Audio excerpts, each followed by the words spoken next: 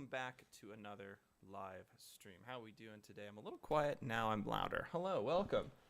That's better. Good stuff. Okay, welcome back to another Music Theory Q&A live stream. We are diving into some music theory stuff today. So if you have questions, if you have comments, you have discoveries, let me know. Share them in the chat. We'll get started. We'll chat them up. We'll see how it goes. We'll see where the wind takes us today. I love these streams because we never really know what's going to happen. We just kind of start and see where it leads. So I hope you're having a fantastic week, the start of your week, Monday, or perhaps it's Tuesday already for you, or maybe it's even Tuesday night. Who knows? But I'm hoping you're having a fantastic day, week so far. It's a hot one here where I'm living. Lots of mosquitoes. Not a great time. Yeah, good stuff. All is well. So, Mario Music, welcome to the chat. Thanks for being here. Carol Thompson, hello, welcome. Thank you again for being here as well. I think we'll have a few more of us kind of wandering in as the stream continues on here. So that will be a good time for sure. Now, we're going to talk about something a little bit different to start things off today. We're going to talk about the minor scales. We're going to review those because the minor scales are really important and something that I'm currently thinking about a lot and making videos about. So we're going to just briefly touch on that, and then if there are questions that come out of that conversation, well, then we're going to continue to dive into that. If there are no questions, we'll just continue writing music, and that's okay too. Super cool, super fun. Music Mangold says, hello. Hi, Sam, and hi, everyone. Hello, welcome, welcome. Thanks for being here. Great to see you, actually. It's been a while, Music Mangold. I'm glad you're in the chat. Glad to see you here. So let's talk about minor scales. Minor scales are really, really powerful. And I know I say that a lot with a lot of the music theory, but it is true with minor scales because a lot of the time we hear happy music. We always hear this, like the really upbeat, upgoing, that kind of stuff. But then when we get into some of the different emotions that we can have with music, like sad, happy, scared, that's where our diversity of scales is really important. And the minor scales provide that for us. Now, I know some of us may be familiar with the minor scales, but today I want to talk about the differences between the major circle of fifths and the minor circle of fifths. And that is really, really interesting for me, but it's also very fun to teach because it's quite simply just one motion that can open up a whole new avenue for circle of fifths work. So what we're going to do is we're going to open this guy up. That's what's coming up. There we go. Hello, welcome, welcome. Circle of fifths. This is good stuff. Music, video, piano. Welcome to the live stream. Glad you're here. Glad you're here. It has. I'm glad to be back. Good. I'm glad to hear that the week's been good. Very exciting. Very good. Okay. So, circle of fifths, key signatures, all that good stuff. We have talked about this before. We've talked about how C major is the key with 0 sharp, 0 flats, and working your way around it, it's, F sharp and B flat. It's really, really cool. But here's something that you probably didn't know, or maybe you did know, that you can find the relative minors of these keys by going down 3 semitones. And what does that look like? Well, I'm about to show you here. Oh, good. The piano's on. Just kidding. Just waiting for my piano imagery to pop up here. Don't know why I didn't open it up earlier, but, well, here we are. Waiting for the piano thing. It's all good. Oh. While we're waiting, I had a lovely family dinner last night, and I had a lovely new board game that I got to learn, and oh my goodness, it was so hard. My brain was just melting. It was crazy. Usually that doesn't happen, but my goodness, it was tricky. Sam, get a shave. I know, I'm getting a little rustic, if you will. Yes, I'm going to start shaving here. Actually, probably today after this stream. I was going to do it this morning, but didn't have enough time, unfortunately. But that's okay. Yes, gonna get that, what I would say, the rat off my face. What board game? Oh, it was some weird dragon game, but it was like a market. You had like different resources. The dragons all had different names. I don't know. It was quite fun from the outside, but then you get into it, it was like it takes a while to learn. So I think, you know, a few more times I'll get it, but it was very stressful. Didn't win, to put it lightly. So The Voice. Where is The Voice? Who is The Voice? Hello, The Voice? Hello. Glad you came. The Voice says Music Mangled. Got it. It's you. Welcome, The Voice. Nice. That's great. Very neat. That's a cool nickname, The Voice. That's nice. Good nickname. Cool. All right, so back to the circle here. If we have the circle of fifths and we have these key signatures, the major key signatures, well, there are a whole nother set of minor keys underneath this. And to find them, you simply have to start on whatever note you want. So let's say C is our starting note. And we go down 3 semitones. That's it, or 3 half steps. So there's 1 half step, 2 half step, 3 half step. And now you're on the key, or the note A. This is the relative minor. We have a third down, or 3 half steps down. And now, if I play all of the notes of C major, that's giving me the minor sound, which is a really powerful thing if you wanted to make a minor song or a sad song. This is really cool.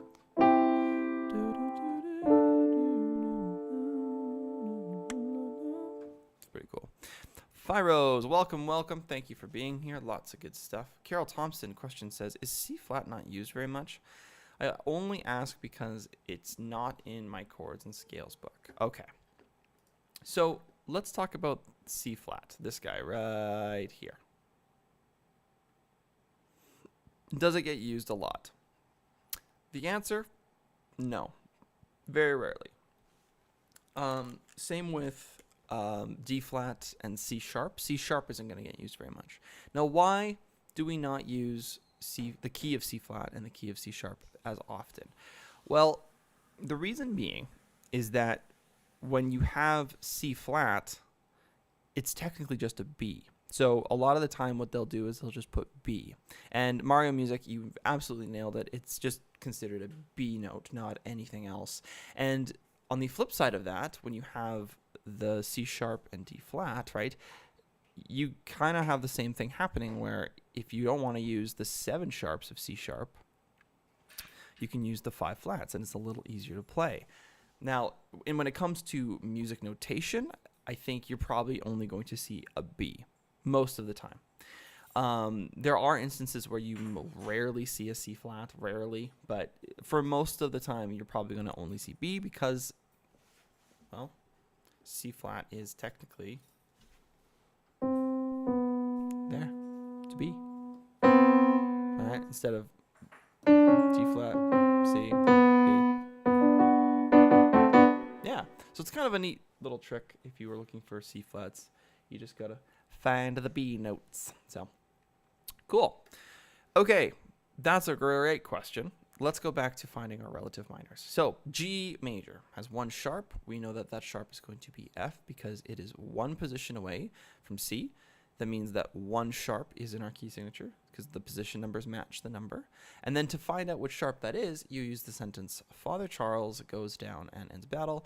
Using that first word, it's F sharp. No worries at all, Carol. This is what the stream's all about, just jumping into different concepts and figuring that out. So don't stress whatsoever. Do I have a... Oh, that's my roof. I thought it was my computer screen. On the corner there. Okay. So there's G. There's G. And now we're going to go down 3 half steps. So 1, 2, 3. And you've got yourself an E chord. Fantastic. Very cool. So I just played the scale of G major, but I started on E. Oop.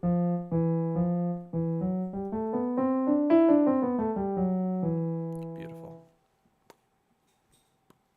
Just like that, you can create minor chords. And out of that, again, you can create those chords that really kind of have that sad sound. Ooh, forgot my shirt. Beautiful. Beautiful sounds. Beautiful, good stuff. Awesome. And that is essentially all you need to know about minor scales. There are some other kind of variations of minor scales we can talk about in a different video for sure. But that is something that I wanted to just review and refresh today, which is great. So if there's any other questions about music theory or anything in terms of what's out there, there really isn't that much more that we haven't covered. So a lot of this is going to feel more like a review sometimes, but that's okay. Hello, Diaya, or Diaz. Welcome, welcome. Thanks for being here. Oh, it's King Charles. Oh, Father Charles. It's King Charles. Got it. That makes a lot of sense, actually. That's fun. I like that. Very cool. Cool. Did I miss much? Not much. We just talked about the major scales versus the minor scales and how you can find the different key signatures there, which is pretty cool. So awesome. So if there is no more questions for theory stuff, as of right now, if there are later, that's fine. Toss them in the chat. We can get redirected for sure. Let's see if I can open up this guy. Perfect.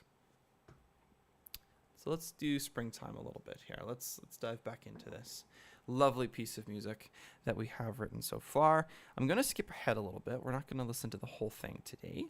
We're just going to dive into kind of the ending, because I want to see if we can make the ending a little bit better. I'm feeling good about this today. Feeling like I'm mentally clear. Mentally clear? No, mentally clear. That's the word I'm looking for. You don't want to be mentally clear. Unless your name's Claire. In which case you can be mentally clear. That's funny. That is a good pun. I enjoyed that pun. Okay, let's go into measure 100. We'll start there and see what we got. Beautiful.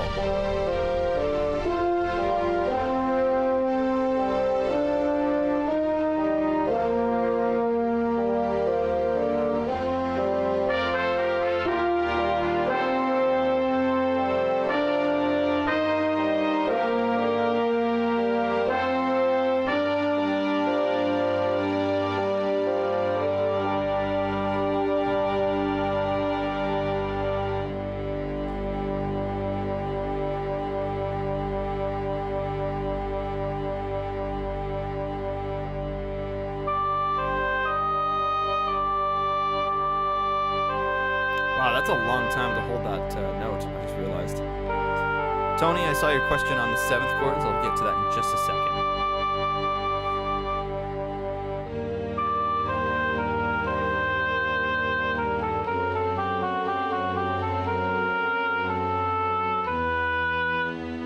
Ooh, that's aggressive.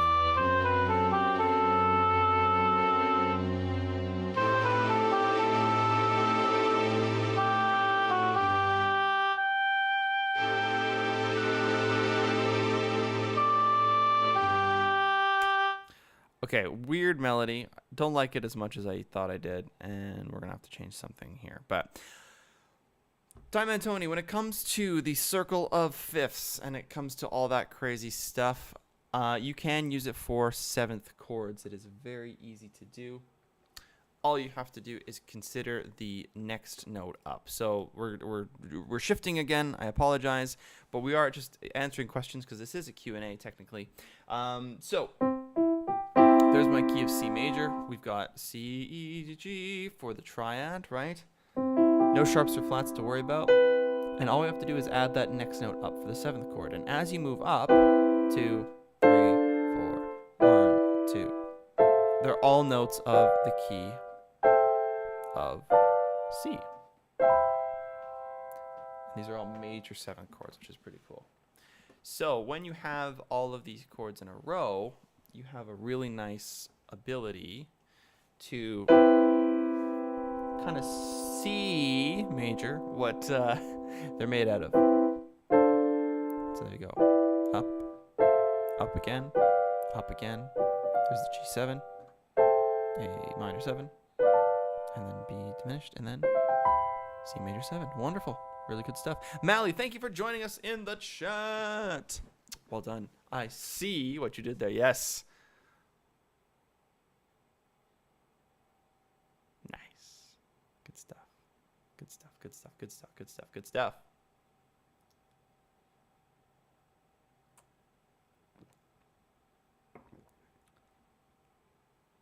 Stephen Riley. Stephen Ridley. Oh. Oh, why does that name ring a bell? Stephen Ridley. Stephen Ridley. Hold on. Is that the piano player guy?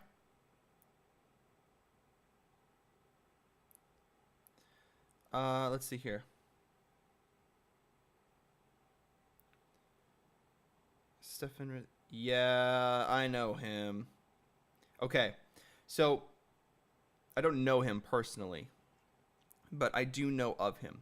So Stephen Ridley started out when I was in school. He started posting a lot on Instagram and really kind of started to make an appearance. And let's talk about Stephen. And Stephen, if you're watching this for whatever reason, hello, welcome.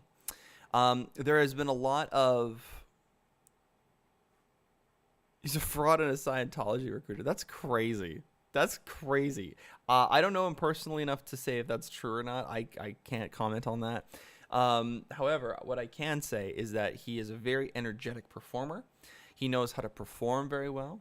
As when it comes to teaching, I'm not sure. I haven't gone through his system, so it's hard to say for me. But he is definitely not an icon, but someone who is recognizable in the social media piano world. Everybody kind of knows that, you know, he's kind of over the top with a lot of his movements and actions and energy, which is really cool sometimes.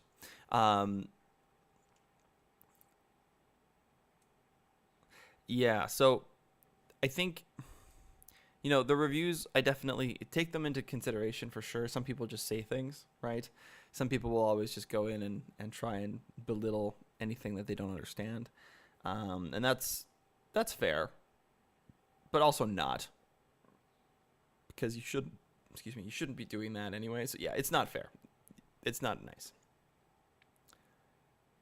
It wasn't just one person though. Okay, well that's fair. That's fair. Well, if that's the case, then maybe that's something that you can take into consideration. But I definitely I worry about those internet trolls because I feel like it really is quite scary sometimes if you don't, if you're not careful, if you don't know what the other person's motive is, you're just reading it as fact, not opinion.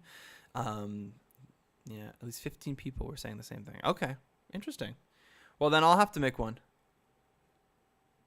Just kidding, totally kidding, but also not kidding. I'm definitely considering it. Yeah, no, that's interesting. Very cool. Thanks for bringing that up, Diaz. Appreciate that. Music video, piano. Sam, thank you for answering my question. That's fantastic. What else here?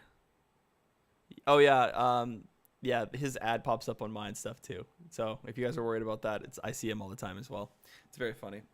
Like, oh hey, I could learn piano from him. Just kidding. I'm not gonna learn piano from him. I'll learn it myself. Okay, let's go back to this score. Let's go back to this stuff here.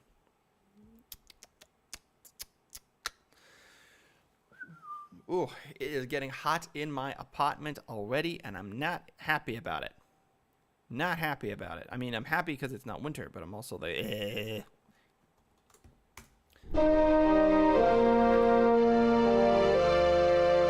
Yeah, I know, my bassoon players are gonna die off here. However, there are breaks. There are breaks in the ties. So, there are some breaks right here.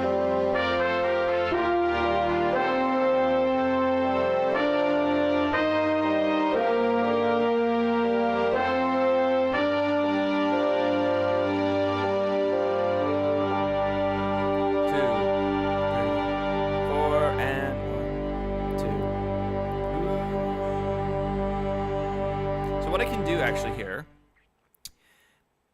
I'm going to make the melody start earlier, but what I'm going to do is give them a little bit more. No.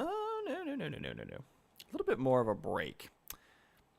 So when you're writing music, of course, you want to make sure that you're giving all of your lovely instruments time to breathe. And what's a really fun trick is to have displaced holds. So let's say, for example, number 1 goes,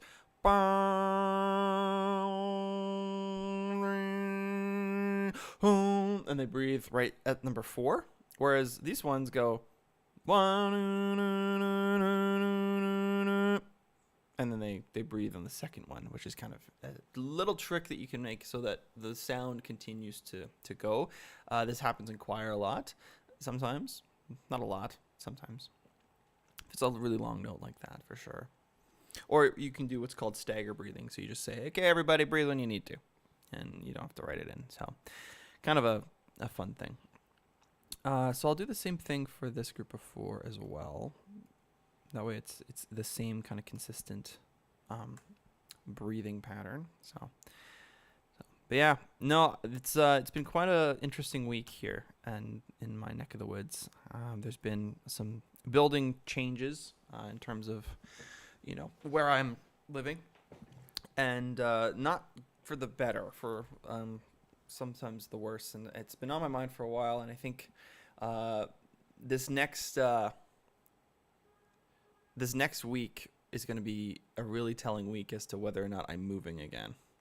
So that's going to be fun. I have some prospects in mind for some cheaper livability and some other things like that. So it's going to be an interesting few months here, probably not till September, October. Yeah, it's going to be an interesting time. And the reason I think we're both thinking of moving is because we have this back parking lot here that we would park in all the time. And it was super convenient, it was kind of nice and free. The last week, 2 weeks ago, they basically put a bunch of numbered signs up on each stall and said you have to book them in order to use them. So you have to pay to have them. So basically we had free parking, and now we have to pay $25 a month for parking, just out of the blue. And it's like, okay, that seems weird. And in my head, I was like, hey, nobody's going to pay for it because it was free already. Like, why would you pay for something you had for free? That seems silly. And sure enough, people pay for it. So I'm like, okay, let's cut the lease. Let's go. Let's find something else and something a little bit better. So what's in the contract? Well, it's actually nothing in the contract. I read through it. In terms of the parking, there was nothing like about how, like, is it something to do with the changes? I can't remember how they worded it exactly. I'm trying to remember, but yeah, it's basically like you're at the mercy of the changes, and it's like, okay, well, yeah, it's like, so it's kind of frustrating, definitely. Like the parking lot's empty now. Like, no one's paying for it. They're all parking on the street. Like, what did you think was going to happen, And it's just weird. So not worth the time, and I think we can find a better area for sure. So just letting you guys know in advance that potentially in the next few months that there will be maybe a missed stream or two, just with moving or anything like that. But the projects or the spots that we're looking at now are pretty much the same price we're paying for a studio, and it has more space. It has 2 rooms essentially, so it seems a little bit better, and that's exciting. So I'll keep you guys updated as to when that happens, or if it's going to happen, hopefully soon. But yeah, just I wanted to throw that out there because I definitely know that having keeping up with the schedules and all that stuff is very challenging sometimes. So yeah, it is a little small. It's a little tiny. Yeah, it is tiny. The reason it's so it was so appealing was because of how nice it looked, and the kind of this New York kind of vibe, this concrete vibe. But it's definitely time to upgrade a little bit. I think we've been here for almost a year, so it's very cool. What's in the contract? Oh yeah, we've got that already. The Ridley course, yes. All right, music video piano says. Have you asked Milo if he's happy to move? Hey, Mai, you happy to move? You want to get out of here? Yeah, we don't get sun directly into our apartment, so I think having something that's either west or east facing, I think would be huge, because I know cats love the sun, and I love the sun too. Like, I literally have a cat nap right where he is. Yeah, I think that's definitely something that he's wanting to, because it's a tiny little space. He's getting a little bored, I think. But that's not the main reason, for sure. I think it's mostly the humans that are feeling a little bit crammed. Music Video Piano also said, I'm learning the 2-5-1 jazz walking bass lines. Can you explain how you choose the notes for walking bass lines if you are doing 7th chord inversions? That's a really great question, Tony. I appreciate that a lot. Okay, so let's talk about bass lines and all that kind of crazy stuff. Hi, welcome to the other camera angle that we have here set up, ready to go. Got some piano ready to rock. I know you guys can't see my hands very well, but you can see the chord MIDI, which is cool. So, okay, so walking bass lines. We're gonna go 2-5-1. What does that mean? Let's start there. 2-5-1 is referencing the positions that we're building our chords in a particular scale. So a scale has 7 notes.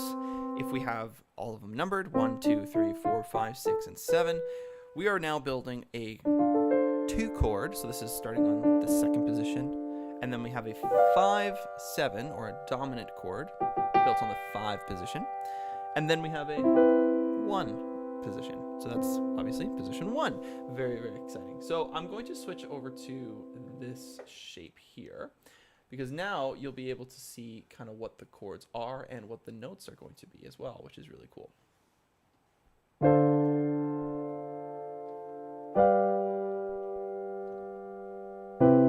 Really cool. So that's a 2-5-1, and most of us, I'm sure, are familiar with that to some degree, or we've seen it before. Now, there's an easier way to do this, of course. You can take this G7, and you can take these top notes, the D and the F, and bring them down to the bottom. So that makes it a little easier to play the 2-5-1. Now, this is a very important step, because if you don't play this and you're playing this, it's actually a lot easier to do this while doing a bass line.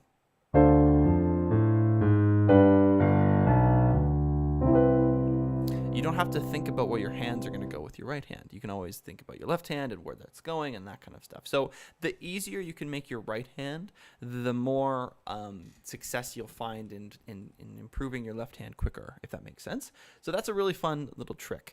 Now, inversions are what those are called. You can do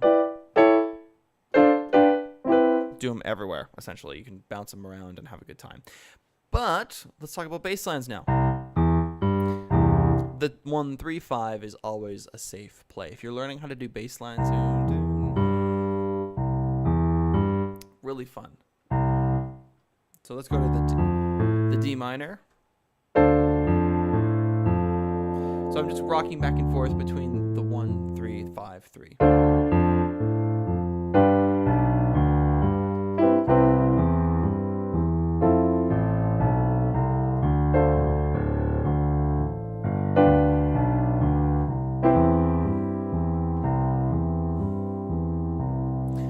So that's a really nice way to do a simple bass line. You can start maybe practicing 2-5. So that's just the G major in a different way, right?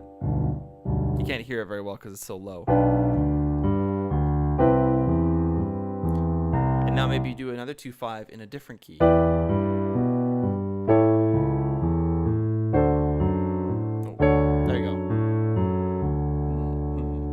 Do that one again, E minor. So it's the same shapes if you're looking at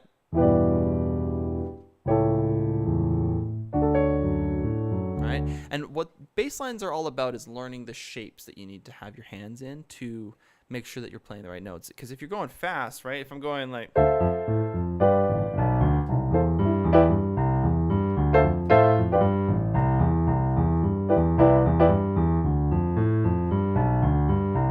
to know that shape. I need to have it there. Otherwise, I'm going to hit wrong notes like I just did there. So having that nice pattern, great. Dunzo. Dunzo, you're done. You got it. It's good. You're moving on, right? You're moving on. Just kidding. I'm not from New Jersey. But what you can do is you can really take it another step further and maybe go.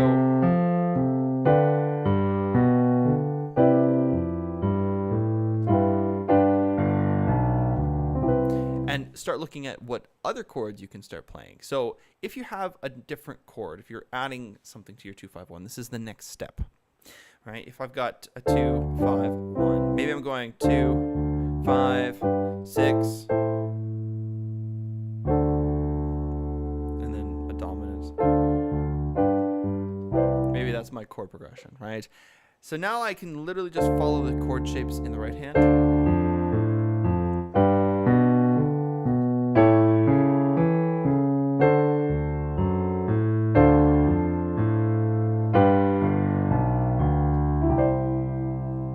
So that I'm following the notes, I'm following the chord shapes.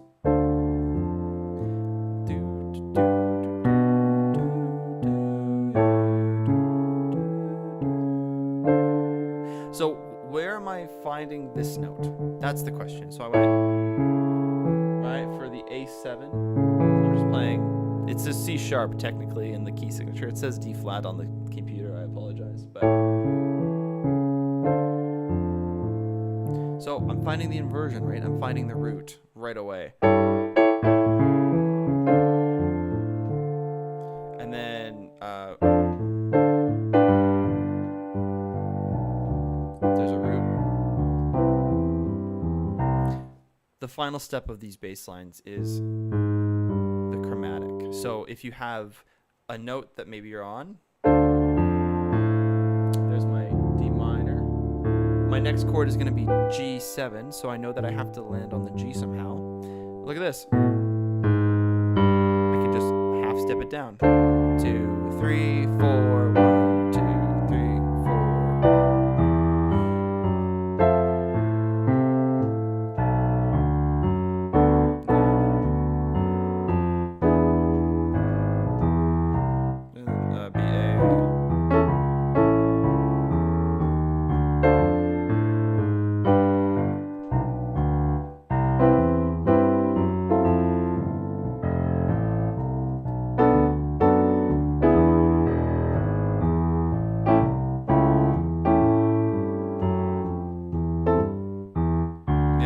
B, A. I'm mixed up. I thought I was going to E. So yeah, that's essentially. Can you show us how the different modes work in the key of C for easiest? Oh, absolutely. 29 Lives, Isaac. Welcome to the chat, my friend. Thanks for being here. Great to see ya. First time I've seen you in the chat. Welcome, welcome. Could we give everybody? Could we give 29 Lives a lovely welcome to the family here? Thank you so much for being here. Welcome to Tonicized. Be sure to like and subscribe. Okay, let's talk about that. So, modes are really cool. If I have a chord that's like this, right? C major 7. This is the C major key, right? I can play just C major over top of it.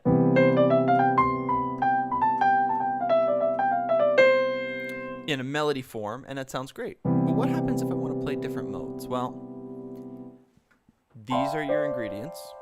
Whatever mode you're on, you just move it up 1, or 2, or 3, or 4. It all evens out to being each individual mode. It's crazy. It's crazy. Check it out. I have a video on this. It's really cool. You can check it out on my channel, but we're going to talk about it here too. So, C major, 1, 2, 3, 4. That's C Ionian. We're going to go up to the second position, which means we're going to play the second mode, which is D Dorian. All right, pretty cool. E Phrygian. Same thing. F Lydian. G Mixolydian. A Aeolian. B diminished. Or in this case, it's B Locrian if you're talking about modes.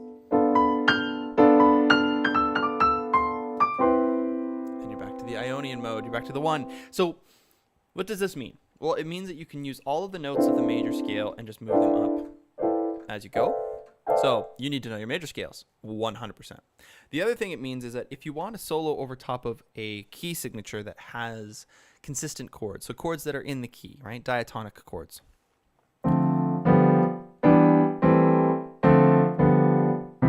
These are all chords in the key of C, but check it out. I'm going to play C major over top of the whole thing, and it's going to sound fantastic.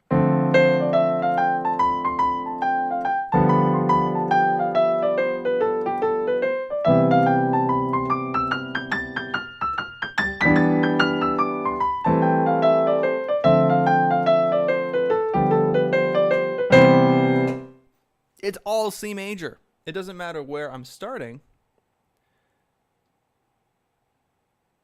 but it's just the major scale, just starting in a different spot and just ripping around. So this increases the speed. Now, this is not the only way that you can do the mode stuff. There is another way, the more scientific way, the algorithm way. Okay? The algorithm way is going to present itself when you compare the major key signature of whatever note you're starting on and the way you're playing your specific mode. So what I'm going to show you is going to help you understand which ones are being changed, which notes have been changed to fit into the mode category.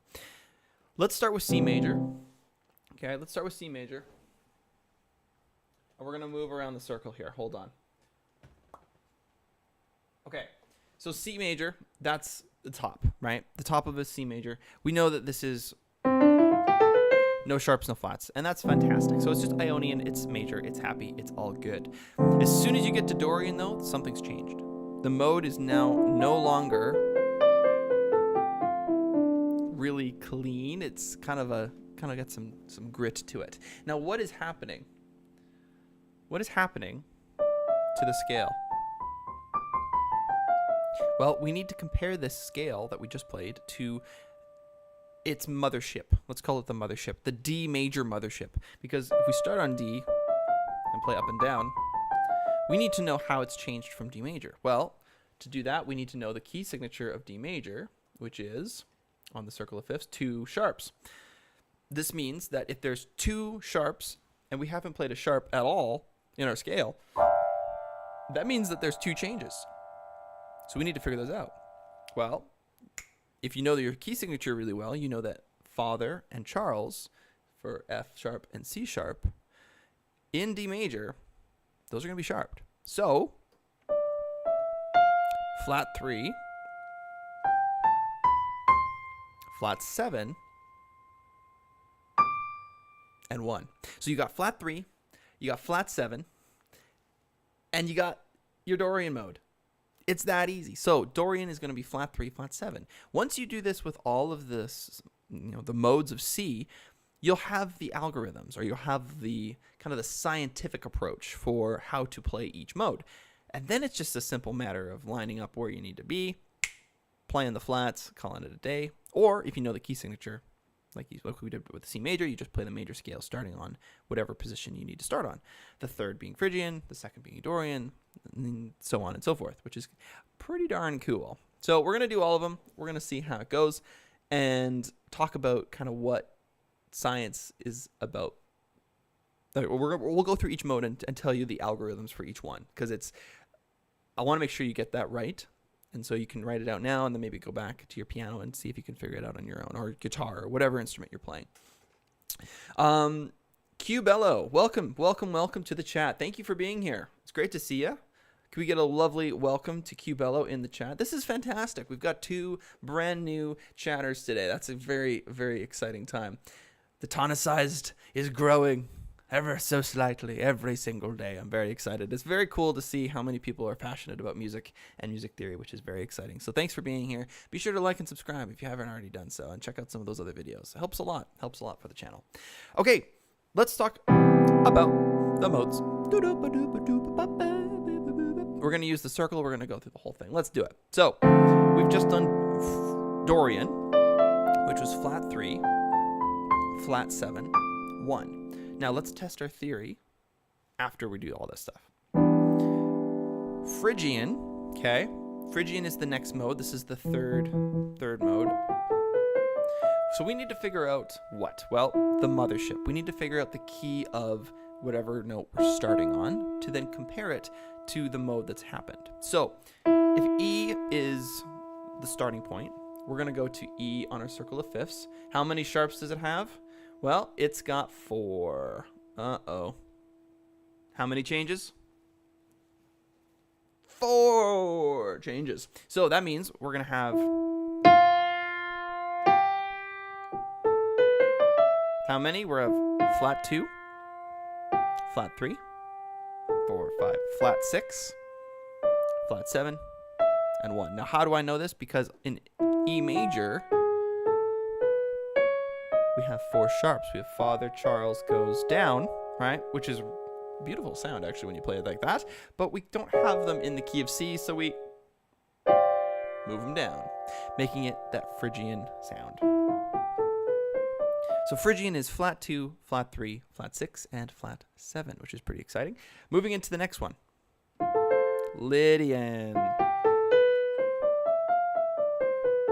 Something sounds out. Something sounds weird. Something sounds stressful. What is it? Well, let's go to our circle. We need to find the mothership of... Oh, there's too many highlights. Oh no, stop it. There we go. The highlight is the mothership, right? F. This is the 4th position of C. 4th position is always Lydian. So if you're in a different key and you're in the 4th position, it's still Lydian. It's still going to follow this algorithm. You just have to use a different mothership, if that makes sense, or the different key signature. So that's normal for F major. We have a B flat normally, but because we're in the key of C, we can't have that. It's going to be a normal B. So Lydian's algorithm is a sharp 4. It's beautiful, but also very bright if you go and play something like this. It's very suspenseful, very fun. Yes, Lydian is sharp 4. That's really cool. I'm familiar with the circle of fifths. My saxophone had me memorize the circle. Fantastic. That's huge. If you can memorize the circle, music becomes way easier. Is this the modified circle of fifths to show the number of changes from a major scale to its mode within C? No, this is not a modified one, Cubello. This is just showing how we're moving in between each individual position in the circle of fifths. So from C, moving 5 notes up on your instrument, so 5 scale tones, so C, D, E, F, G, you get to G, and then G, 5 notes up. That's your next position. So it's moving up, and then on this other side, you're going down 5. So that's where the -5 and the positive +5 is coming from. When you do that and you shift it around, right, you're adding 1 position away from the top or from C. And as you move the positions through, you start adding that same number of sharps. So you can see a G is 1 position away from C. You've got 1 sharp. The position number matches the sharp number, or vice versa. The position number matches the flat number if you're on the other side of the circle moving down. So F has 1 flat, B flat has 2 flats, that kind of thing. The colors are coordinated with the flats and the sharps, and as you move through, you can see how we're starting to add the same number of sharps to the positions away from C. This is the best and easiest way I've found to memorize the circles, so that you know, okay, if A is position 3, 3 sharps, Father Charles goes down. Or Father Charles goes, sorry, that's only 3, not 4. That kind of thing. That's what I find really helps kind of teach the circle and help memorize it a little bit easier. So, yeah, that's a cool thing. Okay, let's go back to our modes. We just finished Lydian. We're on number 4. Now we're going to move to number 5. Number 5 is Mixolydian. So it's very much the same as Lydian, but it's not. It's not. It's totally different. What's different about it? Well, in the key of G, you can see there that it has 1 sharp on the circle of fifths. What is that sharp? Well, Father Charles goes down and ends battle is the sentence we use for that, and that means it's F sharp.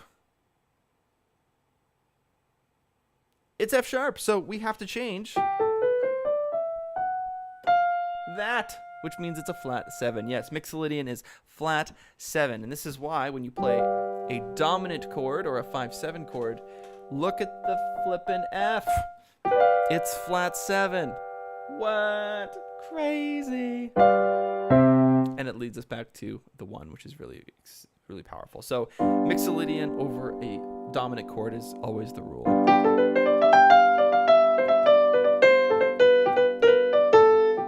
And then you can add some spice later, but that's fine. We'll talk about that another day.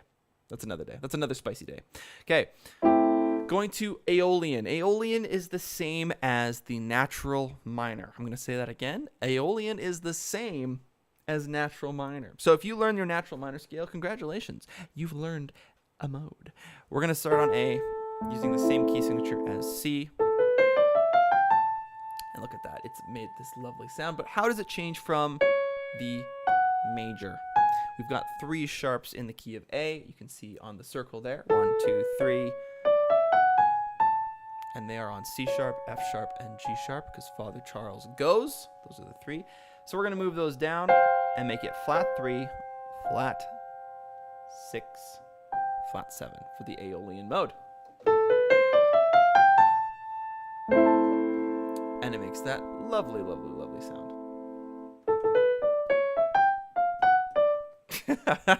Old Spice in the chat. Yeah. Just kidding. I'm probably going to get... Good thing I made a mistake because now they can't get me for the jingle.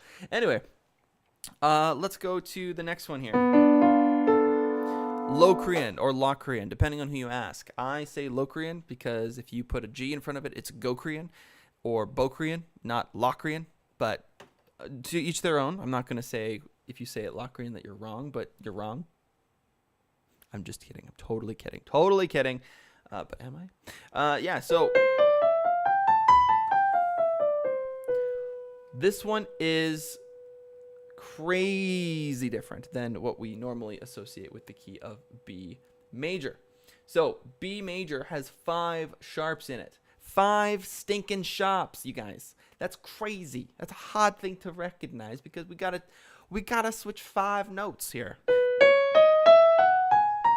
So we've got all of these notes. They're saying they're flats on the piano that I have, and I apologize. It's just the settings I have set. I think it's in a specific key, and sometimes it gets confused. But we all know that these are sharps because we're in the key of B. So this is C sharp, D sharp, F sharp, G sharp, and A sharp. So these all have to change to here. So what does that mean? Well, it means that we have flat 2, flat 3, flat 5, flat 6, flat 7. Gross. Absolutely disgusting. No. But yes. 1. It's a very sneaky chord you can play over a diminished chord. And then back to the C. So what did we do here? We talked about the algorithms. We talked about the formulas. Major, Ionian, no change. All major key. Dorian, flat 3, flat 7. Phrygian, flat 2, flat 3, flat 7. Lydian, sharp 4. Mixolydian, flat 7. Aeolian is flat 3, flat 6, flat 7. And Locrian is flat 2, flat 3, flat 5, flat 6, flat 7. Yes, I nailed it. I got it in my head. That's the first time I've ever done it memorized, so I'm very happy about that. I'm getting better, too, by doing these streams, and I'm very happy about it. So there you go. Woo! That was a rush. That was such a rush, you guys. That was crazy. So these flats can apply to every key. That is right. 100%. Now, this is, again, just one of 2 ways. You can either play the major scale all the way through, just starting on whatever chord you're playing in the key. So a diatonic chord, for example. But where it gets tricky is when you start playing chords outside of the key. And that's where you need to kind of rely on these formulas to understand what the mode is going to be. An example would be, okay, let's play the F Dorian, right? F Dorian, well, that tells you Dorian is position number 1, 2, or 3. It's position 2. So you know that, okay, if it's a Dorian, I know that this is going to be a flat 3, flat 7 situation. Easy peasy, lemon squeezy. Let's go. And I can start on F and play it and get F Dorian. Check it out. Right, so we're going... Now, why do I have a B flat? Well, because I'm referencing the key of E flat here. right? E flat is my position 1. But if I just do that and start on F, that was the same thing that happened when I just said flat 3, flat 7, and kept the key signature. Right? It's crazy. It's so cool. So what gets hard about the algorithm is knowing what the key signature is of your home base anyway. So why not just play the scale just starting on a different spot? Because bye, Mally. See you later. Have a good one. Sorry, I missed your goodbye message there. So yeah, if you have the major key signature, you're starting on a different position, you're working up and down, that's going to give you the same result as looking at, okay, what's my algorithm, keeping my key signatures from before or referencing my other one and then go. It's just an extra step. It's a lot harder to think about. So what? You were kicked out again? Are you logged in to a Google account or a YouTube account? That would help, I think, if you're getting kicked out. But if you're not, or sorry, if you are logged in, I have no idea what's happening. Oh, if you start on the second note, you are starting on Dorian, right? And if you play from that note up and down your major key, so let's say, you know, if I said F Dorian, well, you have to figure out what the key signature is, right? So if it's F, you go and figure out what's the second note, or what scale is F the second note of, right? So what is the second note that equals F? There's F. Well, what's the second note? Well, is it E? No, because the key of E has F sharp as its second note. So you have to go there, right?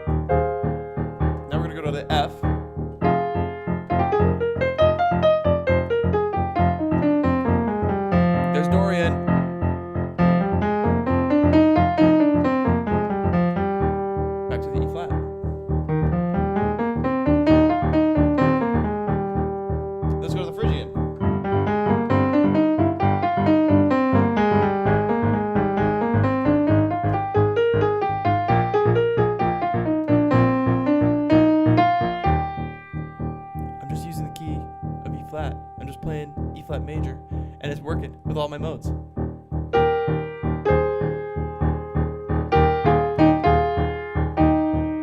That's it. That's it. That's the magic. That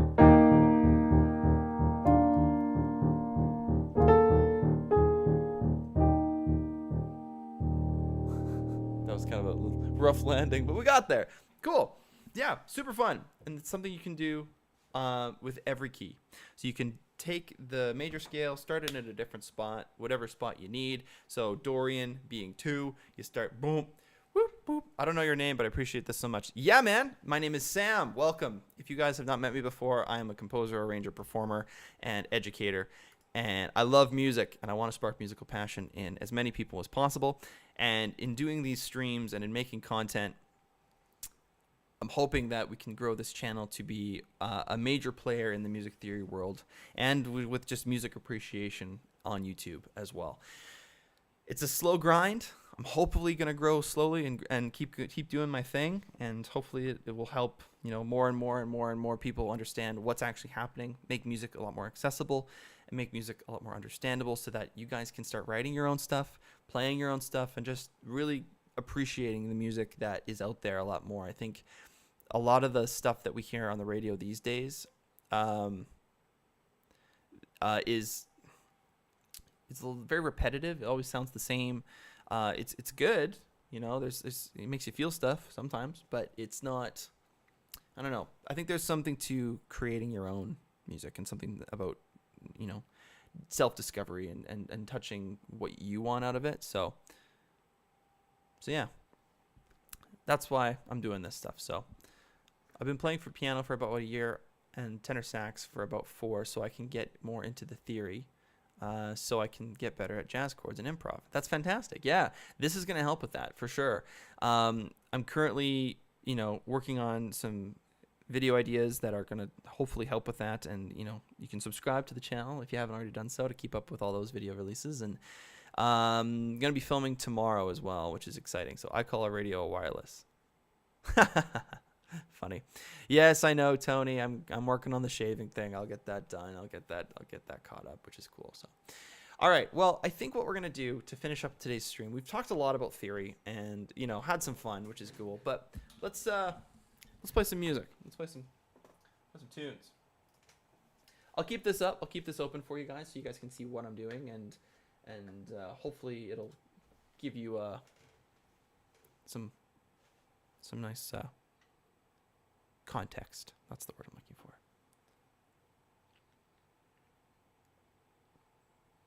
Right now I've been playing popular jazz solos, but my teacher's having me learn the chords on the tab sheet and playing the scales associated with them. Okay, I see. So like the tab sheet would be like G major, right? So you're playing G major over top of it. Fantastic. That's really cool. Here's another fun fact. You could also play A Dorian if you wanted. Right? Or B Phrygian.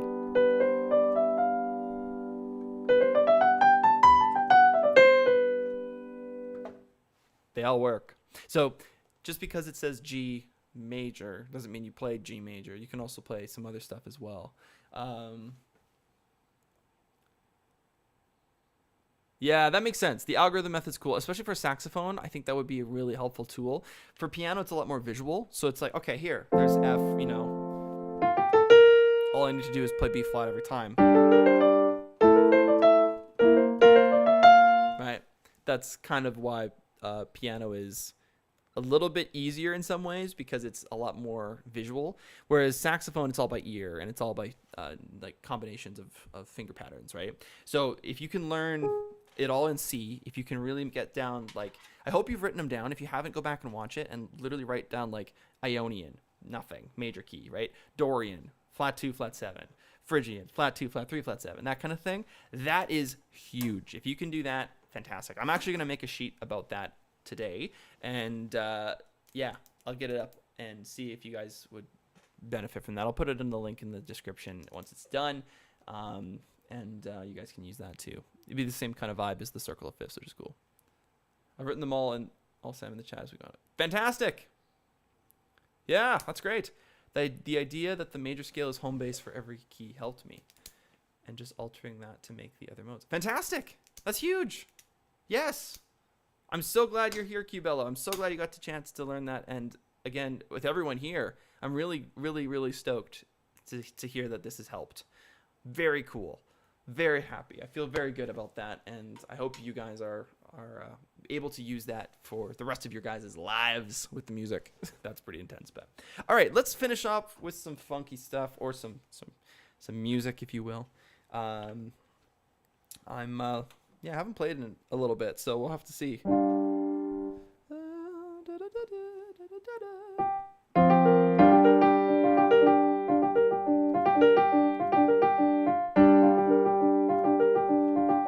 I'm not feeling it. I'm not feeling it. I think we go epic. I think we go epic ballad. Whew. Here we go. I'm psyching it up. It better be good, eh?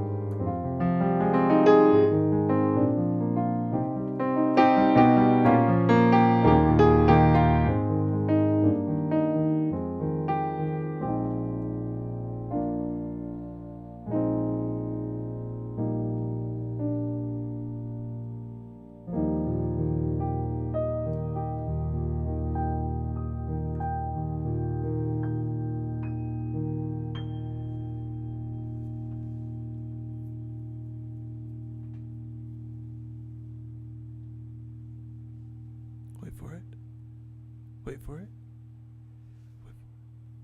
Wait for it. It's gotta die off. It's gotta die off. Look at all those red notes. Look at all those red. Look at all those little notes there. That can anyone play that chord?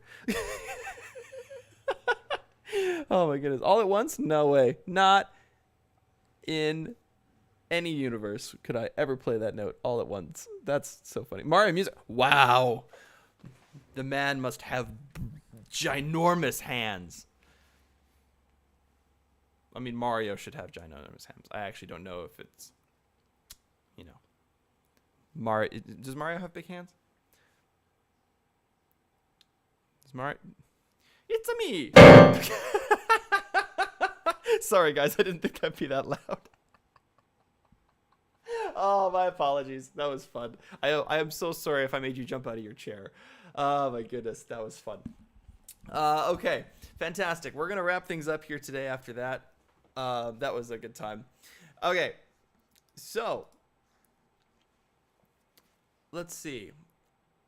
Well, thank you very much, you guys. I'm glad you enjoyed that. What are the modes for the minor keys? They change as the modes are based on the major scales, I think.